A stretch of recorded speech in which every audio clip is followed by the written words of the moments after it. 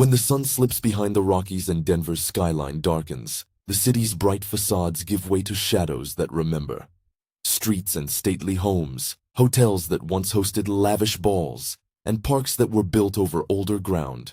Each holds stories that refuse to stay buried. This is not a tour of certainties, but of accounts. Footsteps in empty halls, cold drafts where no door stands open, figures seen only in the corner of an eye. Reportedly, witnesses have felt brushes on the shoulder, smelled perfume where none was worn, and recorded sounds that investigators still puzzle over. These are the top 15 haunted places in Denver, the most chilling paranormal encounters the city's history keeps whispering back. Denver's past is layered, a frontier town whose wealth swelled with silver and railroads, a city remade by Victorian ambitions and 20th century progress. With that growth came joys and tragedies, accidents on the rails, lives lost in sudden illness, families uprooted when cemeteries were relocated to make room for parks. Those losses are the recurring motif behind many of these reports. Grief that lingers like a scent, unresolved business that people say tugs at the living. Here, architecture is memory. Each brick and cornice can feel like a ledger of stories. If you love dark history and ghost stories, hit subscribe so you don't miss the rest of this haunted tour. Now keep your wits about you. Each account that follows is presented as reported. Local lore and eyewitness claims, sometimes backed by the instruments of amateur investigators, sometimes only by someone's quiet confession in a museum hallway. Respect the living places, book official tours when available, and never trespass. The city's shadows are best visited with permission and care. 1. The Molly Brown House Museum, a Titanic survivor whose laughter is said to echo through the parlor. Built in 1889 and remodeled into the home most associated with Margaret Molly Brown in the early 20th century, this Victorian mansion on Pennsylvania Street was a stage for society gatherings, charitable planning, and political conversation. Molly Brown, known for surviving the Titanic and for her relentless advocacy and philanthropy, made the house a lively center of Denver's social scene. Today, it stands as a museum preserving period furnishings and the story of a woman who defied expectations in a rigid era. Allegedly, staff and visitors have felt Molly's presence in the rooms she once favored. Reports speak of lights that dim or flicker in the sewn seat parlor when no electrical fault is found, a sensation of breath at the back of the neck during quiet hours, and the distant echo of laughter where guides are alone. One docent described pausing mid-tour when a display case, securely latched, was heard click as if handled, with no visible cause. Paranormal investigators visiting the house say they picked up unexplained EVPs, voices on recordings that say fragments of words, though these findings are presented as claimed and remain debated. Did you know the house was constructed with ornate woodwork and skylights typical of Denver's wealthier neighborhoods in the late 19th century, making it one of the city's best preserved Victorian homes? If you plan to visit, do so through the museum's official hours and programs. Staff request that visitors treat the house with reverence and follow all guidelines. Transitioning from the convivial spaces of a private home to the public grandeur of hotels, many of Denver's hauntings are tied to places where travelers and residents crossed paths, places that hold echoes of arrivals and departures. 2. The Brown Palace Hotel, a gilded hotel where a woman in white is said to glide the corridors. Opened in 1892, the Brown Palace has hosted presidents and socialites under its glass-roofed atrium and brass fixtures. Built in an era when Denver aimed to showcase refinement and permanence, its triangular footprint filled a prominent downtown corner and quickly became a symbol of the city's prosperity. The hotel's architecture and long history have made it fertile ground for stories that blend glamour with sorrow. According to local lore, a woman in white appears in the corridors of the Brown Palace, sometimes reported as a bride who walked those halls in the hotel's earlier decades, other times described more vaguely as a sorrowful figure who paces at night. Witnesses have reported cold drafts in the grand lobby and the scent of perfume where no one stands. Hotel staff recount instances of doors gently closing after being propped open and of elevators stopping on empty floors, moments that are often framed as unexplained occurrences. Investigators who have staffed overnight vigils mention EMF spikes and audio anomalies during their sessions, though they consistently present these findings as recorded rather than definitive proof. Did you know? The hotel's atrium and ornate detailing reflect a commitment to luxury that helped Denver compete with older eastern cities in the late 19th century. Guests and visitors are asked to respect the hotel's operations. Many of the reports come from employees and guests, and the Brown Palace emphasizes booking and access through official channels. 3.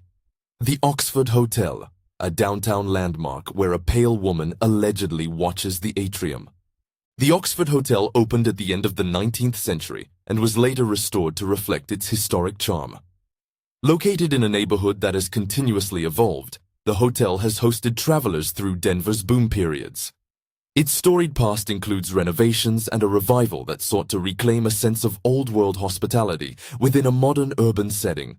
The Oxford's most persistent tale concerns the so-called Lady in White, an apparition described by some witnesses as having a mournful air and wearing period clothing.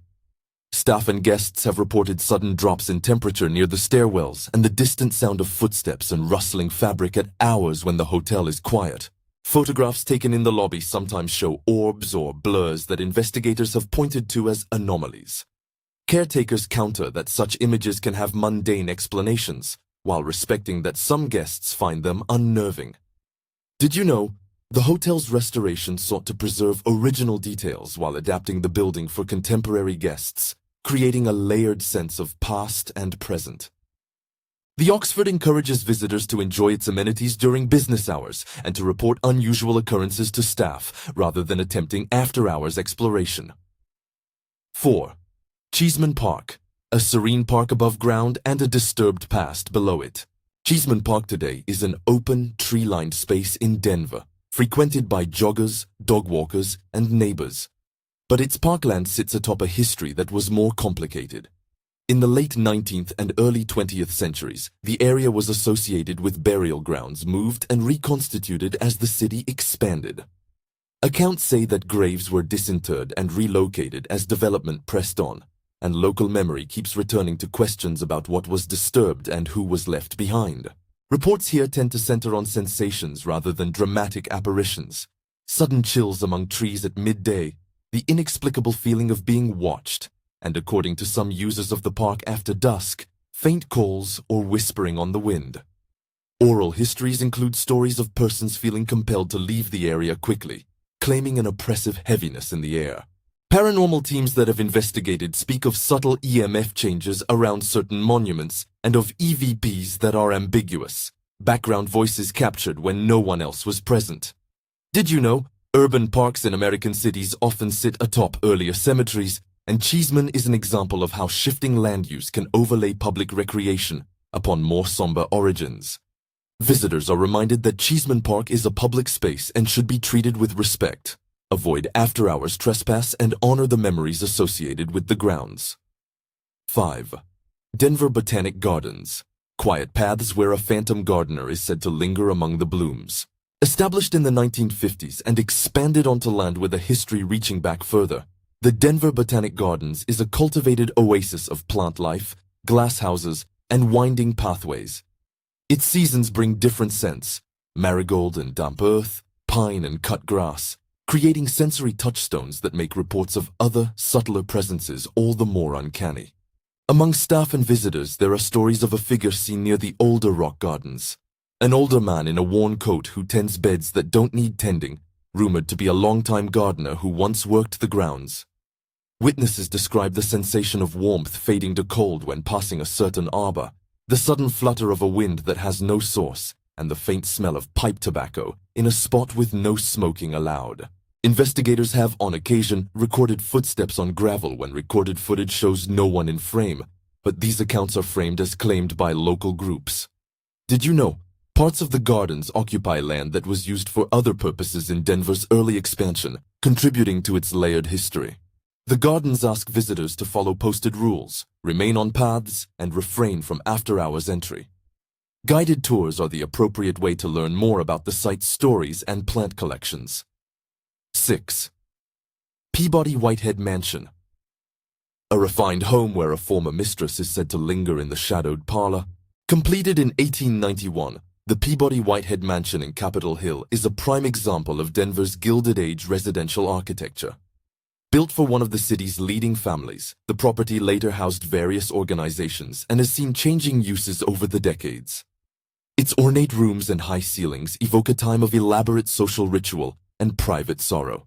Allegedly, the mansion holds the presence of a woman, often identified in stories as Ellen or Helen Peabody, seen in period dress drifting through the dim parlor and along the grand staircase.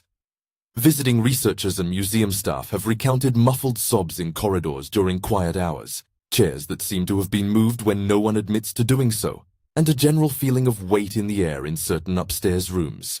Paranormal teams documenting the mansion say their equipment picked up intermittent audio fragments and temperature differentials, described as claimed phenomena rather than conclusive evidence.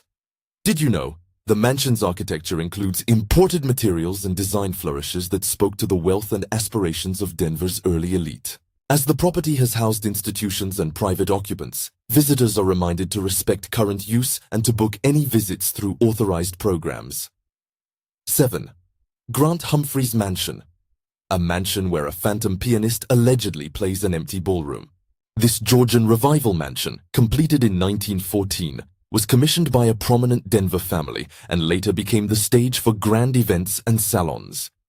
Its ballroom, with polished floors and high ceilings, once rang with music and conversation, an intimate record of the city's social life in the early 20th century.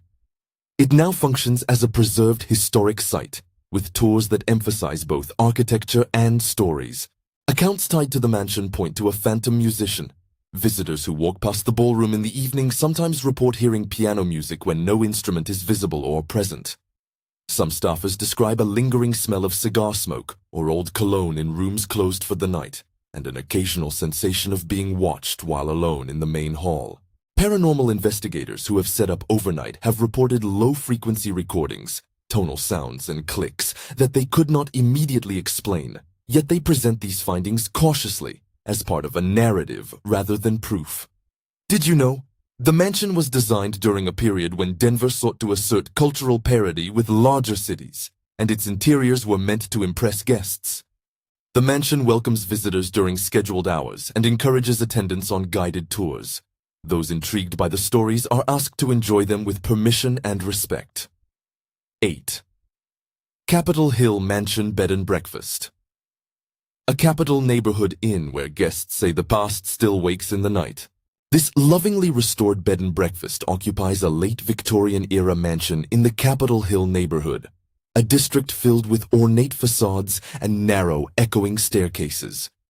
Built around the turn of the 20th century, the house has been repurposed through generations into guest rooms that evoke an older domestic rhythm.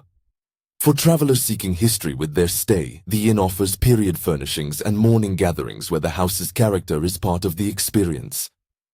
Guests have reported waking to the sound of quiet footsteps in the hall outside their rooms, the warmth of blankets dropping inexplicably, or chairs scraping in a parlor that no one claims to have used.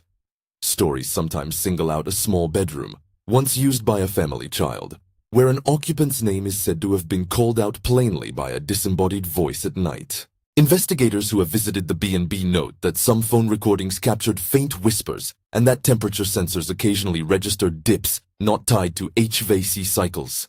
Again, these are presented as claimed anomalies that require interpretation. Did you know? Capitol Hill's urban fabric reflects a period of Denver's densification when mansions and row homes populated neighborhoods close to the state capitol. Hosts at the B&B ask guests to treat the house with care, to book their stays officially, and to avoid entering private rooms or areas that are off-limits.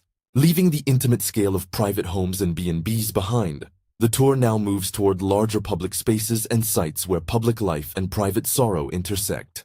Places where crowds once gathered, or where industry rewrote neighborhoods. These are the kinds of places where reports intensify. Communal grief, the residue of industrial accidents, and the unsettling idea that the living keep stumbling into echoes of what came before. Across Denver's hotels, mansions, and gardens, motifs repeat. A lady in white seen in the periphery, the lingering scent of perfumes and tobacco, and the sensation that someone's story is not yet finished. Investigators and witnesses alike offer fragments. Audio pulses on an EVP, a cold spot near a headstone, an unexplained reflection on a photograph. Each fragment contributes to a larger picture of a city that remembers loudly when the lights go down. Yet the most unsettling encounters are saved for the city's thresholds. Markets built in old factories, theaters whose curtains fell mid-performance, and cemeteries that keep their secrets beneath mounds of grass. Ahead lie sites with denser accounts and a sharper emotional pull, places where the line between memory and presence feels thinnest.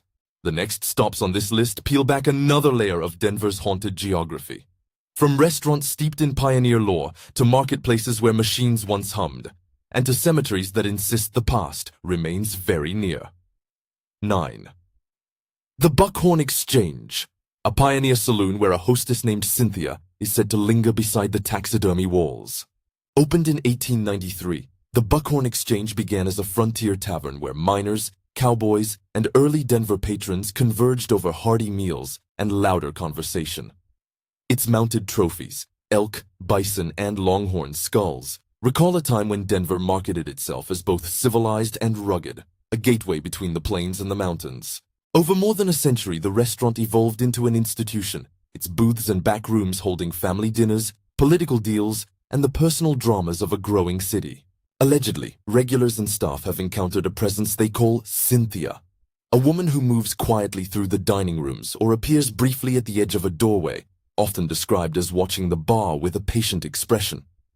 Patrons report the sensation of a chair scraping gently where no one sits, the inexplicable shifting of a napkin, and the fade of conversation in a single booth as if someone had walked through. One longtime server recounted coming in early to prepare for the day and finding silverware stacked differently than he had left it the night before. He said the tilt of the forks suggested someone had set a place and then walked away. Paranormal investigators visiting the Buckhorn have recorded ambient noises that seem to respond to human speech. Soft, breath-like sounds, captured on audio devices during quiet hours. Though those teams emphasize that such recordings are presented as claimed, open to interpretation. Did you know? The Buckhorn Exchange claims one of Denver's earliest liquor licenses and has operated under several different owners since the 19th century, making it a living link to the city's frontier era.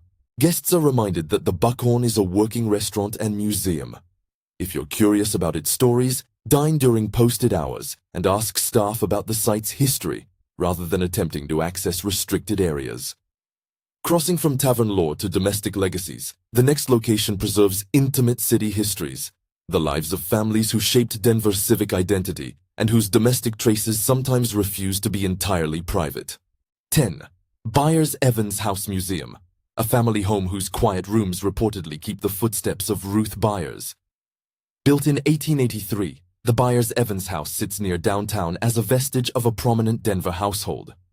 Its rooms once hosted discussions about civic development and social life in a city finding its place in the West. Over time, the residence transitioned from private home to museum, its period rooms arranged to reflect domestic routines of the late 19th and early 20th centuries and to preserve the lives of its notable occupants. Stories connected to the house frequently single out the name Ruth Byers, a figure whom visitors and staff associate with lingering movement in the upstairs corridors.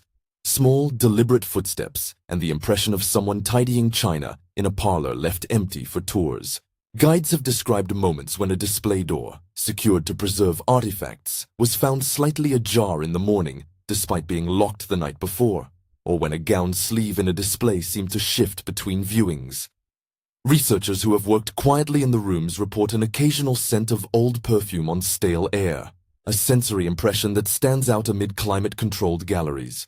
Local investigators who have recorded the house at night report faint voices on EVPs that sound like fragmentary speech and occasional temperature pockets near certain display cases, though these are documented as investigator claims rather than proof. Did you know the museum carefully preserves original wallpaper patterns and household items, offering a window into the domestic aesthetics of Denver's upper classes in the 1880s? The Byers-Evans House operates as a museum with set hours and programming.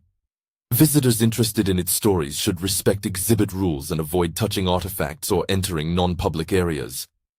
From a family's private rooms, we move to a building dedicated to conversation and letters, the Denver Press Club, where the written word and a long roster of journalists have left an impression that some say lingers beyond the printed page.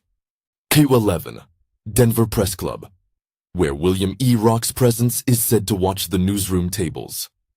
Founded in the late 19th century, the Denver Press Club became a gathering place for reporters, editors, and the civic-minded. Its membership included voices who chronicled Denver's growth, scandals, triumphs, and ordinary days. The club's rooms have hosted late-night deadlines, celebratory toasts, and the dry laughter that accompanies newsroom camaraderie. Accounts at the Press Club often point to William E. Rock, a name associated in local recollection with a temperate but persistent presence who is said to find his way to the club's quieter corners. Attendees report books left open at particular pages, chairs slightly pushed out from tables as if someone had been reading, and the click of typewriter keys that sometimes drifts through the hall when no one is working. One former member told of arriving to find the club's fireplace lit, though the building had been closed the evening before. Staff insisted the hearth had been damped down. Paranormal teams who have spent nights on site sometimes claim to have captured EVPs, sounding like brief, indistinct phrases. Check this. Over here. Words that fit the rhythms of newsroom speech but remain ambiguous. Investigators describe EMF fluctuations near the club's archive room during sessions, yet present these as experimental observations rather than definitive proof. Did you know? The Press Club has been a professional hub for journalists in Denver for over a century, serving as both social center and institutional memory for the city's reporting community. Visitors should note that the Press Club holds private events and membership functions. Public access is limited, and the club requests that those curious about its stories do so through sanctioned visits or public events. From rooms of reporting and social exchange, the tour turns to a more recent chapter of Denver's industrial repurposing, where warehouses became marketplaces, and the machines that once hummed left an imprint not just on walls, but, reportedly, on atmospheres. Ali 12. Stanley Marketplace. An old aircraft factory turned marketplace where workers' echoes are allegedly caught among the stalls. Once home to aviation manufacturing in the mid-20th century, the site that became Stanley Marketplace morphed into a community hub of food halls, shops, and event spaces.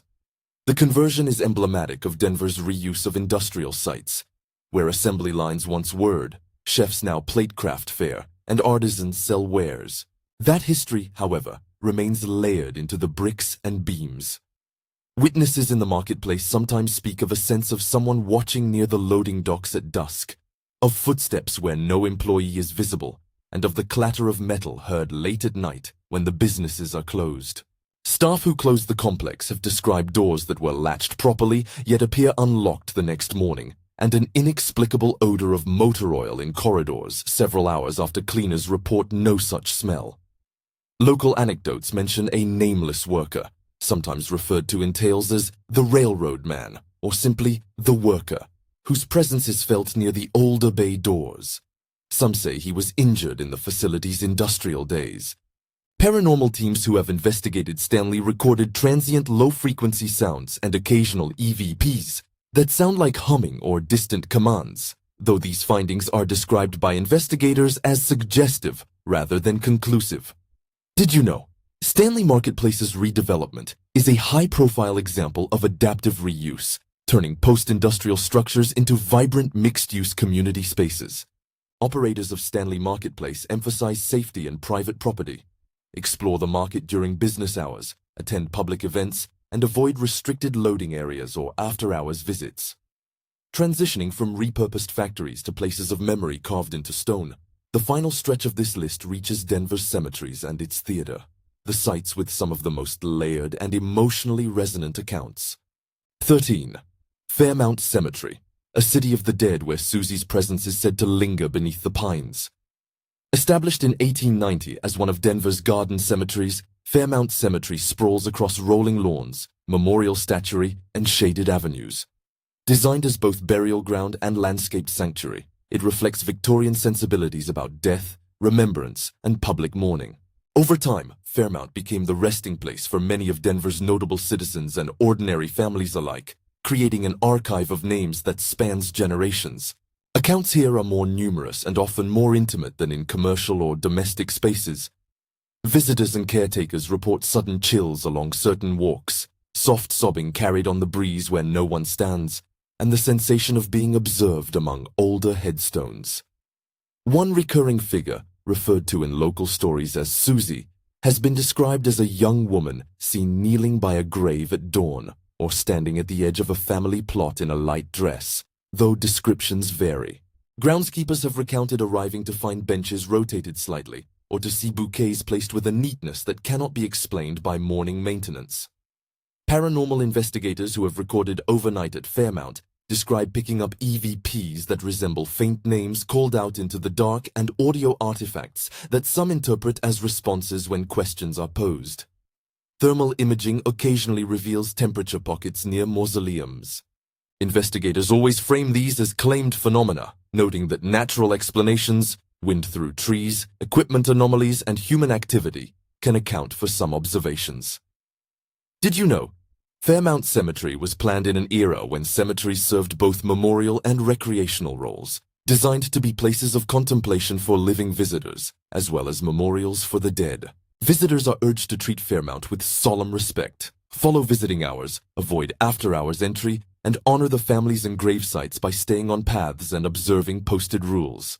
At cemeteries, the sense of unfinished stories is thick. Relocations, sudden deaths, and grief that never fully resolves become motifs that echo throughout. From these somber grounds, the story now moves to a place of performance where applause once cut off mid-cry, and where the curtain's fall is said to have left a residue of something else entirely. 14. Illich Theatre. A playhouse where Olive is rumored to linger backstage, humming between the rafters. The Illich Theatre opened in the late 19th century as part of a broader amusement complex that also included gardens and a zoo. For decades, the theater staged touring productions and community performances, becoming a touchstone of Denver's cultural life. Architecture and time have altered the stage's use, but the memory of acts performed in gaslight and under early electric rigs remains embedded in its planks. Reports connected to Illich concentrate on the backstage and the empty auditorium after hours. The figure often named in these accounts is Olive, sometimes described as a young actress or patron, glimpsed in an old-style dress at the wings, or seen through the proscenium as a shadow that moves in rhythm with a rehearsal that no longer plays. Witnesses have described hearing a piano play softly in the dark when no pianist is present, curtains shifting though the rigging shows no recent movement, and a light floral scent, like the powdered perfume of a bygone era, wafting through the stage doors. Several performers who worked late into the night have told of feeling fingertips graze their shoulders during empty rehearsals, an experience that left them shaken but not angry, more puzzled and sorrowful. Investigators who conducted sessions in the theater recorded audio fragments, sometimes matching the cadence of dialogue and occasional low-frequency vibrations, unlinked to any visible cause, though they stress that such captures are offered as claimed observations subject to debate. Did you know? The theater's original programming included melodramas and vaudeville acts, which relied heavily on heightened emotion, music, and spectacle, elements that often make for vivid local legends when memory persists. Access to Illich Theatre is controlled for safety and preservation. Those intrigued by its stories should attend public performances or guided tours, and respect restrictions meant to protect both history and people. The weight of performance and the hush of cemeteries converge in the final entry. A riverside burial ground that collects the city's darker folklore and some of its most somber reported encounters. 15. Riverside Cemetery. A small burial ground with the story of a murderous mother that locals still whisper about. Riverside Cemetery is one of Denver's smaller and older burial sites, its grave set beside a riverbank that has seen Denver grow up around it. The cemetery's compact layout and the intimacy of its plots have made it the focus of numerous local tales. Some rooted in archival fact, others more tangled with rumor and moral panic over the decades. Among the most persistent stories is that of a woman whose grief turned violent, an account recounted in hushed tones at bar counters and historical society meetings. These tales vary widely and should be approached with caution. Records sometimes corroborate tragic family histories, but oral tradition frequently intensifies details in ways that are hard to verify. Witness accounts at Riverside often center on sorrowful energies and the sense of being watched. Visitors report glimpses of a figure near the riverbank at dusk, a low sob amid reeds, and the impression of an unsettled presence that seems to circle certain graves. Caretakers have described finding small mementos, stones arranged in patterns, a ribbon tied to a fence, that appear overnight and are never claimed. Paranormal investigators who have worked at Riverside say they caught EVPs that some hear as indistinct crying or whispers, and that motion-sensitive cameras occasionally register phantom movements across clear frames. Investigators present these recordings as suggestive artifacts rather than confirmations, and historians warn against treating rumor as evidence, especially when stories implicate unknown living descendants or unverified crimes. Did you know small urban cemeteries like Riverside often preserve the histories of neighborhoods that change dramatically with urban development, making them touchstones for both documented and folkloric memory? The public is asked to honor Riverside as a site of burial and remembrance. Do not visit after hours, refrain from touching or rearranging markers, and consult cemetery management for any sanctioned historical tours. Climax and reflection. The city remembers in different voices, and the quietest ones are sometimes the loudest. Across these 15 sites, certain threads return. The woman in white, the phantom musician, the gardener who tends no more. These are archetypes, but they also map onto a real human geography of loss. Some hauntings point to sudden industrial accidents, others to lonely deaths, and several to the shock of disinterment and shifting urban borders.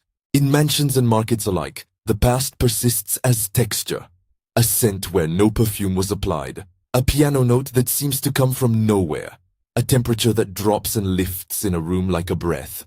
What ties these accounts together is less the presence of indisputable spirits than the persistence of memory. Buildings retain the contours of activity. Where voices once rose, the acoustics may trap residual sounds.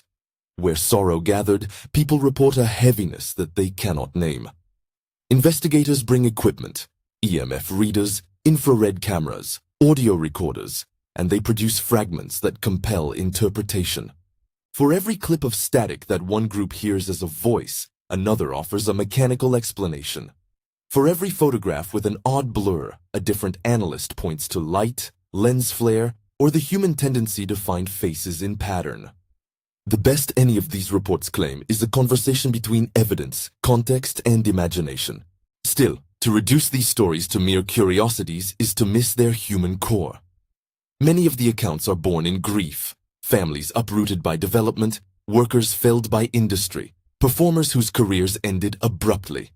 The haunting motif, unfinished business, grief refusing to stay neatly filed, functions as a cultural way of holding complex loss. Visitors who sense a presence are often moved, not only frightened. Their reports fold together empathy and mystery. That emotional register is important to preserve. These are not merely opportunities for a thrill. They are places where a city's collective memory shows its seams. A final note on curiosity and care. If the tales here stir your appetite to explore, do so with humility. Book official tours, visit during posted hours, and seek permission when research requires it. Do not trespass, climb fences, or enter locked spaces. Many of these sites are private businesses, museums, or consecrated grounds that deserve protection. Treat accounts as accounts, interesting, sometimes eerie, often emotionally charged, but not indisputable proof of anything that cannot be rigorously tested. Above all, remember that these stories often center people whose lives and losses matter beyond their value as spooky fodder. Conclusion and final call. Keep asking, keep listening, and keep it respectful. Denver's haunted map is a mosaic. Mansions that once hosted dances, cemeteries laid out with exacting care, marketplaces that repurposed the bones of industry. Whether you are drawn to architecture, history, or the possibility that some traces of life linger beyond death, these 15 places offer more than the chance to be startled. They offer invitation to listen. Each report we've shared here is framed as reported, as local lore, as investigator claim, meant to provoke curiosity, not to convert doubt into dogma. If you visit any of these places, honor the living who maintain them and the dead who rest within and around them. Attend official tours, support museums and caretakers, and share stories with sensitivity. If you've had an encounter in Denver, no matter how small, tell us in the comments. Your account, respectful and sincere, helps broaden the conversation about why we keep telling these stories. Like this video if you want more haunted Denver tours, subscribe for weekly deep dives into spooky local history, and share this with someone who loves dark stories and carefully told memory. If you'd like to go further, consider joining an official ghost tour or museum program in Denver. Their guides can offer historical context and safe access to many of the sites covered here. When the lights go down over the mile-high city, the past does not simply vanish. It lingers in architecture and in anecdote, in the sudden chill beside a headstone and the piano strain that appears to come from an empty ballroom. These accounts, reported, recorded, debated, remind us that places keep their histories close, and that listening with respect is sometimes the most courageous thing a visitor can do.